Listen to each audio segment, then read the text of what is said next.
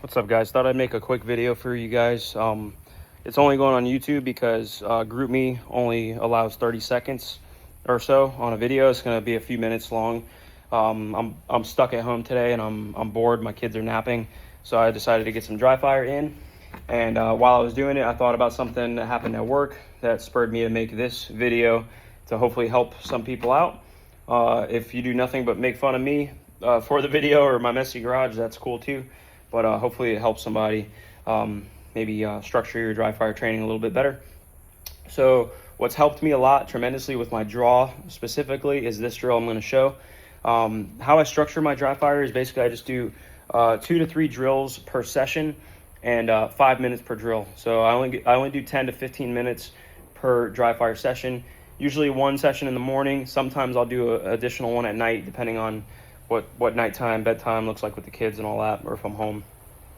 So what led me to make the video is this week during TAC phase and several other times throughout my career, I have noticed that the cops get their guns taken from them a lot in the fight scenarios that we do.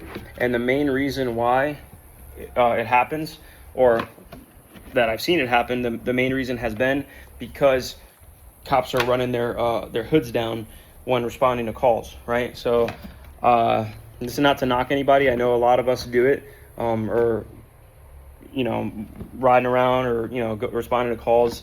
I think you think it makes you faster, and yeah, it definitely does make you faster if you don't train with the hood up.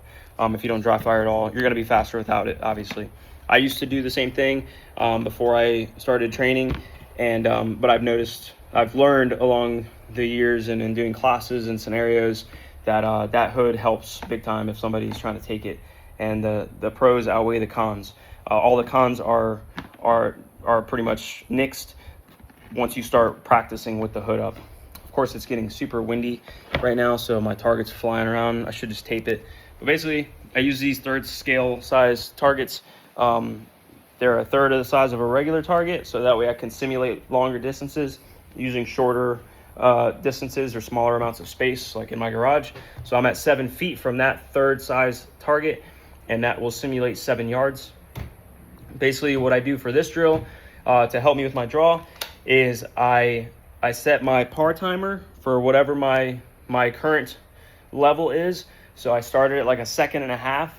I put 5 minutes on the clock, and my goal is to have an acceptable level of dot confirmation in the A zone of that target from the beep and under the par time. And I have to do it 10 times in a row before I can graduate into a lower par time. So if I started at 1.5 seconds, I don't move to, and I go down by a tenth of a second.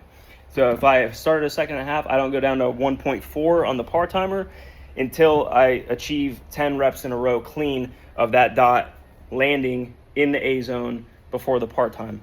And what dictates whether or not it's gonna happen is usually my grip, right? If my grip is solid, is good right out of the holster, then usually the dot's gonna appear right where I'm looking. My index is pretty well refined to if I get the grip that I want, the dot's gonna show up where I'm looking.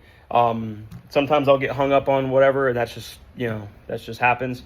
But overall, this hood doesn't really bother me, at all anymore. If I fail to meet the aiming scheme, or the dot confirmation within the par time, it's usually something else, like my grip being messed up. So this is what the drill looks like. Again, I would set 5 minutes, and then I wouldn't do this every day. I alternate drills, so I have like a series of drills that I do. I might see this particular drill like twice a week, maybe 3 times a week, depending on how many sessions or drills that I'm doing, what my tempo is like. So 1 second, I'm down to where I got 1.1 10 times in a row consistently throughout a session. So now I'm dropping it down to 1 second. We'll see how it looks. That was good, so I would count that. Dot was in the A zone. Same there, that's 2. Perfect, that's 3. That was close to the Charlie, but it was in 4.